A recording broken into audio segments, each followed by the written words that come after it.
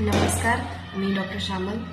नेहमीप्रमाणे आज आपण एका महत्त्वाच्या विषयावर लक्ष केंद्रित करणार आहोत. ते म्हणजे वेगवेगळ्या लोकांना वेगवेगळे हेल्थ रिलेटेड प्रॉब्लेम असतात. त्यातला हा एक मोठा प्रॉब्लेम आहे ज्यामुळे समोरचे मोठे प्रॉब्लेम होत असतात. ते म्हणजे पोट साफ न होणे. याचं पोट साफ न होणे हा मुळात सगळ्या आजारांचं कारण असतं.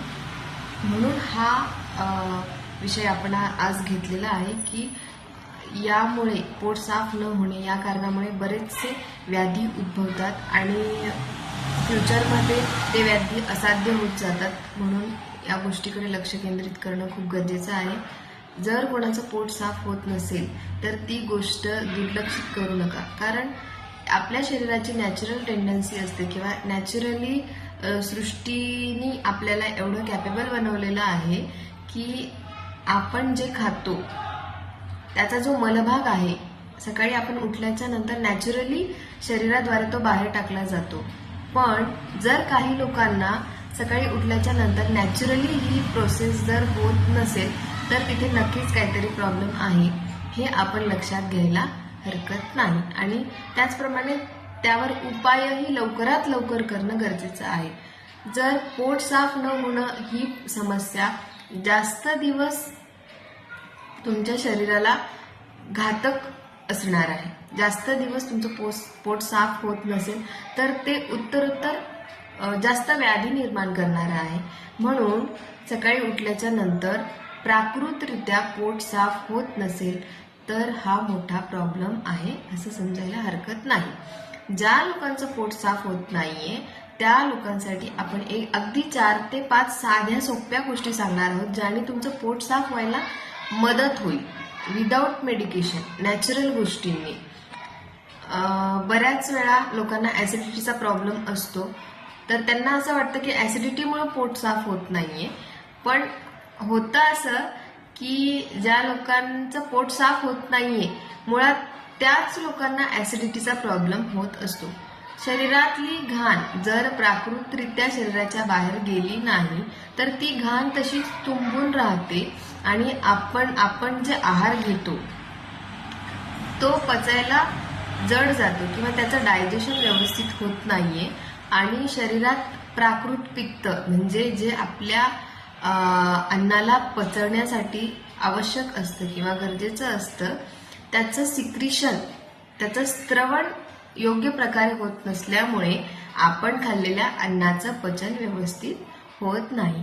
तर पहिली गोष्ट त्यावर उपाय आपण काय करायला हवा, तर पहिली गोष्ट आपण ज्या लोकांचं पोट साफ होत नाहीये त्यांनी रोज सकाळी किमान अर्धा ते पाऊण तास जसं तुम्हाला शक्य असेल त्यानुसार मॉर्निंग वॉक करणे हे खूप गरजेचं आहे.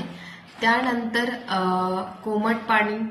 कोमट पाण्याने मेटाबॉलिझम लवकर होतं आणि मग पोट साफ होण्यासाठी मदत होते. म्हणजे पचनाला सपोर्ट करणारं हे कोमट पाणी आहे. त्याचनंतर औषधांपेक्षाही ज्या गोष्टी आपण पाळायला सांगतोय त्या पण औषध म्हणूनच काम करतात. उदाहरणार्थ चांगली झोप ही एक उत्तम औषध आहे.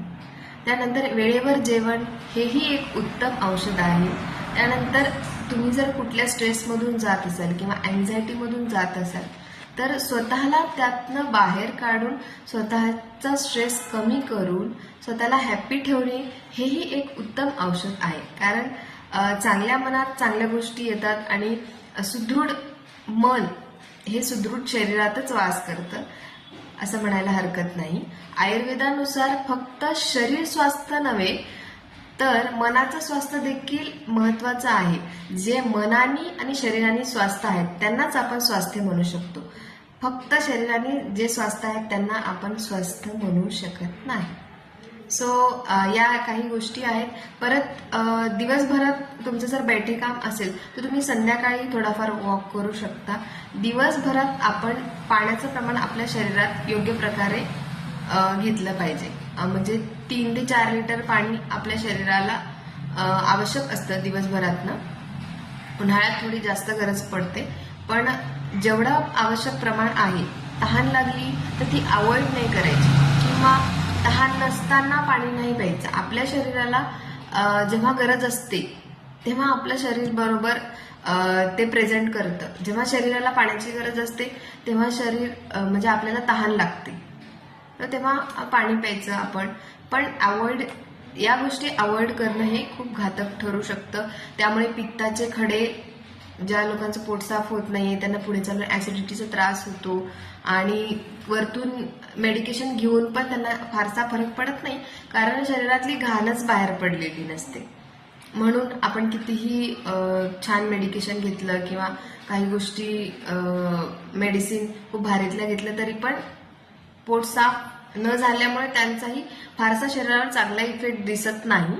आणि वेळेवर जेवण करणे, सकाळचा ब्रेकफास्ट 9 ते 10च्या दरम्यान किंवा जर तुम्हाला दुपारी जेवायची सवय असेल तर 1 ते 2च्या दरम्यान, आणि सूर्यास्ताच्या नंतर जेवण करणं टाळलं पाहिजे. म्हणजे साधारण 8च्या नंतर 7:30च्या नंतर आपण चावून कुठल्याच गोष्टी खायला नाही पाहिजे असं आयुर्वेदात सांगितलेलं आहे.